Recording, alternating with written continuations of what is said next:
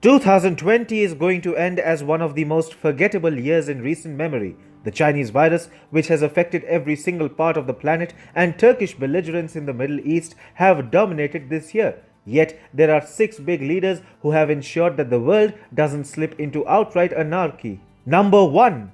Donald Trump. The US president is going to leave the White House next month, yet 2020 remains the most glorious year of his tenure, especially in terms of American foreign policy. First and foremost, Trump has shown the much needed energy to challenge China's growing influence.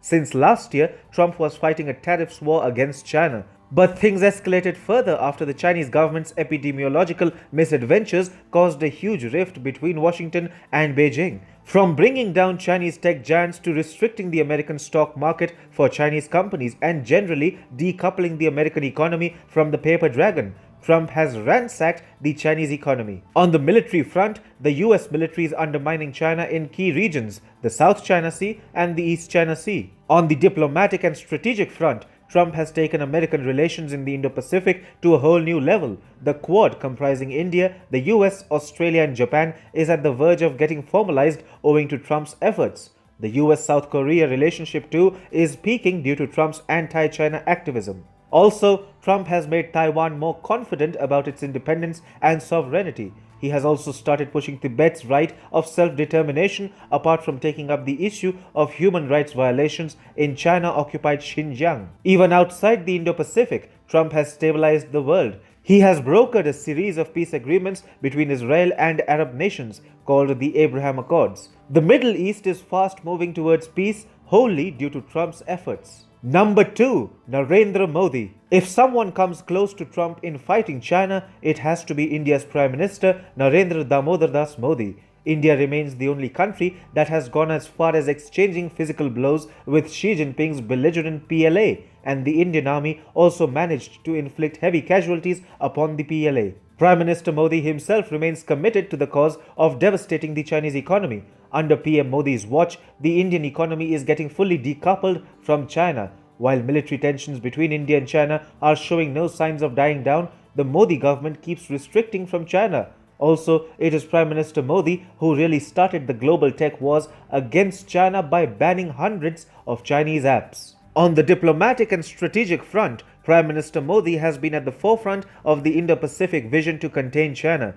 He has also managed to form a unique trilateral along with Japan and Australia to keep a belligerent China in check. Similarly, Prime Minister Modi has managed to improve India's ties with countries like South Korea and Taiwan, as well as key Southeast Asian nations like Vietnam, the Philippines and Myanmar. Again, it is Prime Minister Modi who reignited the issue of Tibet's self-determination before the Trump administration took it up. Number 3. Tsai Ing-wen. The Chinese Communist Party managed to kill Hong Kong's autonomy earlier this year. Xi Jinping also started pushing the envelope on the independent island nation of Taiwan. But Taiwan's President Tsai Ing-wen continues to defy Beijing. She has been able to improve Taiwan's ties with Australia, Japan, India, France and the US. Today, Taiwan's popularity is peaking around the world despite China's threats. And as for the PLA, Tsai has ensured that the Taiwanese military mirrors the Chinese military build-up in order to deter any misadventures from Beijing. Number 4. Scott Morrison. The Australian Prime Minister started 2020 with mounting criticism about the raging bushfires in Australia last year. Yet, by the end of 2020, he has emerged as the face of democratic resistance against authoritarianism. Morrison was one of the first leaders who called for an independent inquiry into the causes behind the Chinese virus pandemic. Morrison's campaign against Chinese authoritarianism made him Beijing's biggest enemy, and the most immediate casualty of the Sino-Australian rivalry was the Australian economy, as China started weaponizing Canberra's economic dependence upon the communist nation. Yet, Morrison refused to trade his values and continued his campaign against Chinese belligerents. Morrison has ensured that Chinese interference in the Australian system is kept in check. Number 5.